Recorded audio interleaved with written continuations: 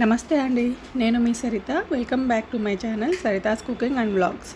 ఈరోజు నేను summer special నన్నారి షర్బత్ ఎలా తయారు చేయాలో చూపిస్తాను.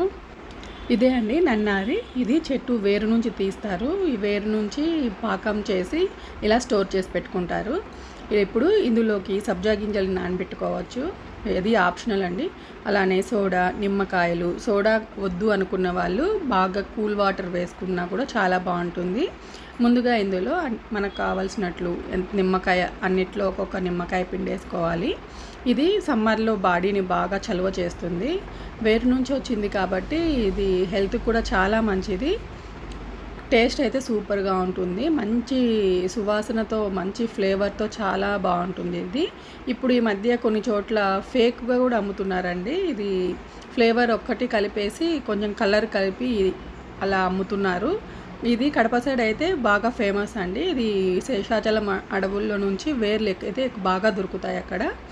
ఇలా నిమ్మకాయ అంతా పిండేసుకొని అందులో కొద్ది కొద్దిగా ఈ నన్నారి పాకం వేసేసుకొని అందులో సబ్జా గింజలు వేసుకొని ఇప్పుడు వాటర్ బాగా చిల్గా ఉండే వాటర్ అన్నా వేసుకోవచ్చు, లేదంటే ఇలా సోడా కూడా వేసుకొని కలుపుకొని తాగితే చాలా బాగుంటుంది.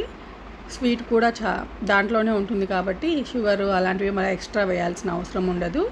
ఇలా కలుపుకొని తాగితే చాలా కడుపుకి చాలా హాయిగా, బాడీకి చల్లగా చాలా బాగుంటుంది.